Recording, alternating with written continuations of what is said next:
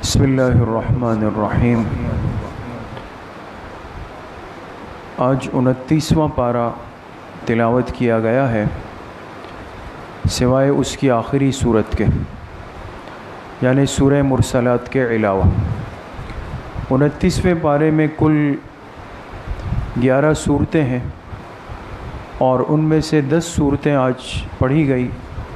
سورۃ الملک، سورۃ القلم، سورۃ الحاقہ، سورۃ المعارج، سورہ نوح، سورۃ الجن، سورہ مزمل، سورۃ المدثر، سورۃ القیامہ اور سورۃ الدہر۔ پہلی سورۃ الملک پڑھی گئی، اور اس سورت کی تلاوت کی جو فضیلت ہے اور جو اس کی برکات ہے، اس سے ہر مسلمان کو باخبر ہونا چاہیے۔ یہ بہت ہی قیمتی اور طاقتور سورت ہے، اور اس کو منجیہ بھی کہتے ہیں، یعنی انسان کو نجات دینے والی سورت۔ حدیث پاک میں جناب نبی کریم صلی اللہ علیہ وسلم نے فرمایا کہ جو شخص سورۃ الملک کی پابندی سے تلاوت کرتا ہے تو یہ سورت اس کے لیے قبر کے عذاب سے نجات کا ذریعہ بن جاتی ہے، قبر کے عذاب سے، جو بڑا مشکل مرحلہ ہے۔ اس لیے جیسے ہمارے سامنے پیچھے سورہ یاسین کا تذکرہ آیا، پھر سورہ واقعہ کا، اسی طریقے سے سورہ ملک بھی ان صورتوں میں سے ہے جو روزانہ کی بنیاد پر ہر ایک کے معمولات کا حصہ ہونا چاہیے، اور مختصر صورت ہے۔ اس صورت میں اللہ پاک نے تذکرہ فرمایا کہ جب قیامت کے دن کفار کو، جہنمیوں کو جہنم کے قریب کیا جائے گا تو جہنم ایسے غیظ و غضب میں ہوگی اور ایسے غصے میں ہوگی، اور اس سے آگ کے ایسے شعلے بھڑک رہے ہوں گے کہ ایسا محسوس ہوگا کہ قریب ہے کہ گرمی کی شدت اور آگ کی شدت سے یہ جہنم پھٹ جائے گی۔ یہ کفار کو دیکھ کر اتنا غصے میں آ جائے گی، غضب میں آ جائے گی، اور جب کافر اس حالت کو دیکھیں گے تو افسوس کریں گے اپنی اس زندگی پر اور ان ایام پر کہ جس میں انہوں نے اس جہنم کے عذاب کا انکار کیا تھا، اور اس کو دیکھ کر کہیں گے کہ ہاں افسوس، یہ تو وہی جہنم آ گئی کہ جس کے بارے میں ہمیں دنیا میں ڈرایا گیا، ہم نے اس کا انکار کیا، آج اس مصیبت میں ہم گرفتار ہو گئے۔ اس کے بعد سورۃ القلم ہے، اور چونکہ اس صورت میں اللہ پاک نے قسم کھائی ہے، نون والقلم، قسم ہے قلم کی، وما یسطرون، اور جو کچھ قلم لکھتا ہے، تو اس قلم سے مراد قلم تقدیر ہے۔ اللہ پاک نے جو فرشتوں کو مقرر کیا ہوا ہے، اور وہ اللہ کے حکم سے جو بندوں کے احوال کو، تقدیر کو لکھ رہے ہیں، تو مفسرین فرماتے ہیں کہ اللہ پاک نے اس قلم کی قسم کھائی ہے۔ اور اس صورت میں اللہ پاک نے اپنے آخری پیغمبر محبوب کائنات جناب رسول اللہ صلی اللہ علیہ وسلم کی شان اور مقام کو بیان فرمایا، وَإِنَّكَ لَعَلَىٰ خُلُقٍ عَظِيمٍ۔ اے میرے محبوب صلی اللہ علیہ وسلم، ہم نے آپ کو اخلاق عظیمہ کا مرتبہ دیا ہے، آپ کے اخلاق بڑے عالی ہے، بڑے اونچے ہیں، بڑے عظیم ہے۔ صرف اخلاق نہیں، آپ کے اخلاق کو عظیم فرمایا گیا کہ بڑے اخلاق والے۔ اس لیے خود حضور علیہ الصلاۃ والسلام نے بھی کئی احادیث مبارکہ میں اپنی امت کو اخلاق اختیار کرنے کی اور اچھے اخلاق سے متصف اور مزین ہونے کی ترغیب دی، اور اتنی بڑی فضیلت بیان ہوئی کہ اکمل المؤمنین ایمانا احسنہم خلقا، شاید ہی کسی عمل کی اتنی بڑی فضیلت آئی ہو۔ اکمل المؤمنین ایمانا، فرمایا ایمان والوں میں سب سے کامل ایمان اس کا ہے کہ جس کے اخلاق اچھے ہوں۔ یہ اتنا اونچا وصف ہے، تو انسان اپنے اخلاق پر محنت کرے، اپنے اخلاق کو بنائے، بدخلقی، بد کلامی، بد تہذیبی، یہ کمال نہیں ہے دوستو، یہ ہر ایک کر سکتا ہے، لیکن کمال یہ کہ انسان اپنے آپ کو بنائے۔ ہمارے پاس آج بولنے کا بھی سلیقہ ہو، سننے کا بھی سلیقہ ہو، کسی کے ساتھ سمجھانے کا بھی سلیقہ ہمارے پاس موجود ہو۔ اس کے بعد سورۃ الحاقہ ہے۔ اس سورت میں اللہ پاک نے فرمایا کہ قیامت کے دن جب میدان محشر میں لوگ جائیں گے تو نامہ اعمال اڑا دیے جائیں گے۔ یہ جو نامہ اعمال ہوں گے، حدیث پاک میں اس کی بڑی عجیب کیفیت آئی ہے دوست، کہ یہ فرشتے اڑا دیں گے اس طرح ہوا میں، اور ہر بندے کا نامہ اعمال سیدھا آ کر اس کے ہاتھ میں پہنچے گا، اس میں کوئی خطا نہیں ہوگی، سیدھا اسی کے پاس ہی آ جائے گا۔ تو جس بندے کا نامہ اعمال اس کے سیدھے ہاتھ میں آیا، دائیں ہاتھ میں، یہ تو خوش نصیبی کی علامت ہوگی۔ تو جیسے ہی سیدھے ہاتھ میں آیا تو یہ سمجھ جائے گا کہ جی میں تو کامیاب ہو گیا، تو خوشی کے مارے فیقول کہے گا ہاں او مقرؤ کتابی، یہ میرا نامہ اعمال تو ذرا پڑھ لو، دوسروں سے کہے گا۔ انسان کا جب نتیجہ اچھا آتا ہے تو آپ دیکھیں وہ بچے کیا کرتے ہیں، ہر ایک کو اپنی رپورٹ کارڈ دکھاتے ہیں، بار بار دکھاتے ہیں، اس لیے کہ خوشی کی ایک کیفیت طاری ہو گئی نا۔ اور جن کے بائیں ہاتھ میں آئے گا، الٹے ہاتھ میں آئے گا، وہ سمجھ جائیں گے کہ ہم تو بالکل ناکام اور فیل ہو گئے، اور ایسی ناکامی کہ جو ہمیشہ کی ناکامی مقدر ہو گئی۔ تو اب تو کوئی چیز بچی نہیں، کہیں گے یا لیتنی لم اوت کتابیہ، ہائے ہماری ہلاکت، افسوس، کاش کہ میرا یہ نامہ اعمال آج مجھے ملتا ہی نہیں، اور میں مٹی سے کبھی اٹھتا ہی نہیں، اسی میں ہی لگا رہتا۔ لیکن یہ حسرت اور افسوس اس دن کا کوئی کارآمد نہیں۔ اس کے بعد سورۃ المعارج ہے۔ اس میں بھی اللہ پاک نے فرمایا کہ قیامت کے دن جب میدان محشر میں لوگ جمع ہوں گے تو ایسی نفسا نفسی ہوگی اور ایسی خدا خودی ہوگی کہ دنیا کے وہ رشتے، وہ تعلقات، وہ محبتیں جو بڑے مضبوط ہم سمجھتے ہیں، لیکن اس دن کیا ہوگا، یود المجرم لو یفتدی من عذاب یومئذ ببنیہ وصاحبتہ واخیہ، ہر ایک کیا ہوگا، اپنے سے دور بھاگ رہا ہوگا کہ یہ میرے لیے کوئی مسئلہ نہ بن جائے، یا یہ مجھ سے کچھ مانگ نہ لیں، یہ مجھ سے کسی نیکی کا تقاضا نہ کر دیں، اس کی مجھ پہ آج نظر نہ پڑ جائے۔ سب ایک دوسرے سے دور بھاگ رہے ہوں گے، لیکن جو دوستی اور جو تعلق اور جو رشتہ دوستوں اللہ کی رضا اور دین کی بنیاد پر ہوتا ہے، پہلے بھی بات آئی کہ یہ بڑا قیمتی ہے، اور یہ اس دن بھی بہت فائدہ انسان کو پہنچائے گا۔ اس کے بعد سورہ نوح ہے۔ اس صورت میں اللہ پاک نے استغفار کے عمل کی ترغیب بھی فرمائی اور اس کے فوائد اور برکات بھی ذکر کیے۔ ایک بندہ جب اپنی زبان سے استغفار کی کثرت کرتا ہے تو اس کو کئی انعامات ملنا شروع ہو جاتے ہیں۔ سب سے بڑا انعام تو یہ ہے استغفار کا کہ اللہ پاک کی ذات اس کی مغفرت کا فیصلہ فرما دیتی۔ استغفروا ربکم انہ کان غفارا، غفار کس کو کہتے ہیں، بخشنے والا۔ کثرت استغفار بخشش کا ذریعہ ہے۔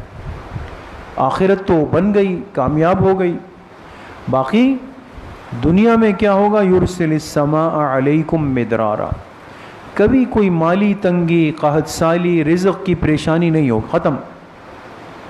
وَيُمْدِدْكُمْ بِأَمْوَالٍ وَبَنِينَ، مال میں اضافہ ہوگا، اولاد میں اضافہ ہوگا۔ وَيَجْعَلْ لَكُمْ جَنَّاتٍ وَيَجْعَلْ لَكُمْ أَنْهَارًا، اور دنیا کی جتنی خوبصورت انعامات ہے اللہ پاک سب دینا شروع کر دیں۔ تو استغفار ایک بڑا جاندار وظیفہ ہے دوستو، ہمیں شاید اس کا اندازہ نہیں، لیکن استغفار کی برکات بہت زیادہ ہے دوستو۔ انسان اس کی پابندی رکھے، چلتے پھرتے اٹھتے بیٹھتے جو بھی مشکل حالت پیش آئے استغفار پڑھنا شروع کرے، اور اس مقصد سے پڑھے کہ اللہ مجھ پہ فضل فرمائے، تو اس استغفار کی برکت سے اللہ بڑا کرم فرما دیتے ہیں۔ اس کے بعد سورہ جن ہے، اور اس صورت میں اللہ پاک نے تذکرہ فرمایا ہے جنات کا۔ جیسے پہلے بھی بات آئی کہ اس کائنات میں مکلف مخلوق کتنی ہے؟ 2 ہیں، انسان اور جنات۔ تو چونکہ جنات بھی مکلف ہیں تو اللہ پاک نے تذکرہ فرمایا جنات کا، اور یہ ایک مخصوص واقعے کی طرف اشارہ ہے کہ ایک موقع پر آپ علیہ الصلاۃ والسلام تشریف لا رہے تھے، اور یہ طائف سے واپسی ہو رہی تھی، طائف سے، اور طائف میں آپ کے ساتھ بڑی بدسلوکی کی انہوں نے اور بڑی بے اکرامی کی۔ آپ لہو لہان وہاں سے آ رہے ہیں اور کسی نے آپ کی بات سنی نہیں، قبول نہیں کی، اور ایک مقام پہ پہنچ کر آپ رکے اور نماز پڑھ رہے ہیں، اور جنات کی ایک جماعت گزر رہی ہے۔ جنات چونکہ یہ تو لطیف مخلوق ہے، اڑ بھی سکتے ہیں، نظر نہیں آتے، تو وہ گزر رہے تھے۔ انہوں نے سنا بھئی کوئی کلام پڑھا جا رہا ہے، اس سے پہلے تو کبھی نہیں سنا، تو انہوں نے کہا بھئی بیٹھ جاؤ بیٹھ جاؤ، کوئی نئی چیز سنائی دے رہی۔ تو یہ 6 یا 7 جنات جا کے ایک درخت کی ٹہنی پر بیٹھ گئے۔ حضور علیہ الصلاۃ والسلام نے تلاوت کی، انہوں نے بہت غور سے سنا، اور جیسے جیسے سن رہے ان پر اس کا اثر ہو رہا ہے۔ اثر اللہ کا کلام تھا نا، اور غور سے سنا، طلب کے ساتھ سنا، اثر ہوا۔ تو سننے کے بعد سمجھ گیا اور کہا کہ اوہو، اس کا مطلب ہے اللہ کے آخری پیغمبر آ چکے ہیں۔ تو وہیں بیٹھے بیٹھے حضور علیہ السلام پر ایمان لے آئے، ملے نہیں، ایمان لے آئے، اور سیدھا اپنے قوم چلے گئے، نصیبین وہاں چلے گئے، اور وہاں جا کر لوگوں سے کہا کہ اس طرح اللہ کے آخری پیغمبر کا ظہور ہوا ہے، اور ہم بھی اس بات کے مکلف ہیں کہ ہم ان پر ایمان لائیں۔ تو ان کی دعوت پر، محنت پہ 40 جنات کی جماعت تیار ہوئی۔ پھر یہ لوگ آئے اور حضور علیہ الصلاۃ والسلام سے ملے ہیں، اور حضور سے انہوں نے ملاقات کی ہے۔ یہاں حضرت عبداللہ ابن مسعود رضی اللہ عنہ جو بڑے درجے کے صحابی ہیں، وہ فرماتے ہیں میں حضور علیہ السلام کے ساتھ تھا، آپ استنجا کے لیے تشریف لے جا رہے تھے، میں ساتھ تھا کہ اتنے میں آپ نے مجھے فرمایا کہ بھئی ایک دائرہ بنا دو۔ دائرہ جانتے ہیں نا، مٹی میں ایک گول دائرہ بنا دو، تو میں نے بنا دیا۔ اور اس کے بعد آپ نے فرمایا کہ عبداللہ کچھ بھی ہو جائے اور کوئی بھی آواز آئے، لیکن آپ نے کچھ ہلنا جلنا نہیں کرنا، خاموش رہنا، ٹھیک ہے؟ میں خاموش بیٹھ گیا۔ حضور علیہ السلام ایسا لگتا تھا جیسے کسی سے بات چیت فرما رہے ہیں، لیکن آواز آتی تھی، بات سمجھ نہیں آتی تھی کہ کون کیا کہہ رہا ہے۔ کافی دیر یہ کیفیت رہی، پھر ختم ہو گئی۔ پھر آپ نے مجھے کہا کہ عبداللہ چلو روانہ۔ تو پھر آپ نے فرمایا تمہیں پتہ ہے یہ کیا معاملہ تھا؟ میں نے عرض کی نہیں۔ فرمایا یہ جنات کی جماعت آئی تھی اور انہوں نے مجھ سے ملاقات کی، اور کچھ باتیں انہوں نے اپنے اطمینان کے لیے پوچھی اور مطمئن ہو گئے، اور یہ 40 کے 40 کلمہ پڑھ کے اسلام میں داخل ہو۔ تو اللہ پاک نے فرمایا اگر یہ انسان نہیں مانتے تو ہم جنات کو پیش کر دیں گے۔ اس کے بعد سورہ مزمل ہے، اور اس صورت میں اللہ پاک نے حضور علیہ الصلاۃ والسلام کو حکم دیا کہ اپنی ذات کے ساتھ تخفیف کریں، یعنی عبادات کی کثرت کو تھوڑا کم کر دیں۔ سورہ مزمل کی ابتدائی آیات نازل ہوئی ہے دوستو تہجد کے بارے میں، قم اللیل الا قلیلا، تہجد کے بارے میں۔ جب حضور علیہ السلام تہجد پڑھتے تھے تو پوری رات کی، اور ایک رکعت میں سورہ بقرہ، دوسری رکعت میں سورہ آل عمران، پھر 2 رکعت کی نیت باندھتے اس میں سورہ نساء، سورہ بڑی صورت۔ تو جب آپ سلام پھیرتے تو پیر مبارک ایسے سوج گئے ہوتے، اس میں ورم آ چکا ہوتا۔ تو اللہ پاک نے آپ سے فرمایا کہ آپ اپنے ساتھ تخفیف کریں، پوری رات قیام نہ کریں، الا قلیلا نصفہ او انقص منہ قلیلا، اس کو آدھی رات پر لے آئے یا اس سے بھی کچھ کم کر دیں، یہ حکم دیا گیا۔ لیکن اس حکم کو باقی رکھا گیا، تہجد کے اندر نرمی آئی لیکن حکم نہیں ہٹایا۔ کیوں؟ فرمایا ان ناشئۃ اللیل ہی اشد وطئا واقوم قیلا، تہجد کی پابندی کے 2 نقد فائدے اللہ پاک نے ذکر کیے ہیں دوستوں. 2 فائدے. جو بندہ تہجد کی نماز پابندی سے پڑھتا ہے اس کو دنیا میں 2 نقد انعامات ملتے ہیں. سورہ مزمل میں ہے. وہ کیا ہے؟ ایک فرمایا اشد وطئا، اس کے لیے اپنے نفس کو دبانا اور کچلنا آسان ہو جاتا ہے.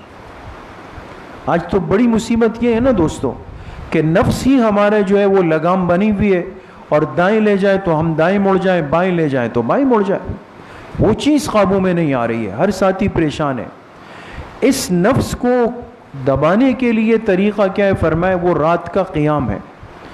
وجہ یہ کہ رات کو اٹھنا بھی تو آسان نہیں. جب نفس کو کچل کے کھڑا ہوتا ہے تو اللہ نے اسی تہجد کو نفس کا علاج بنا دی. ایک بات. دوسری یہ ہے وَأَقْوَمُ قِيلًا، گویائی کے اندر اللہ پاک ایک روانی اور قبولیت ڈال دیتے ہیں.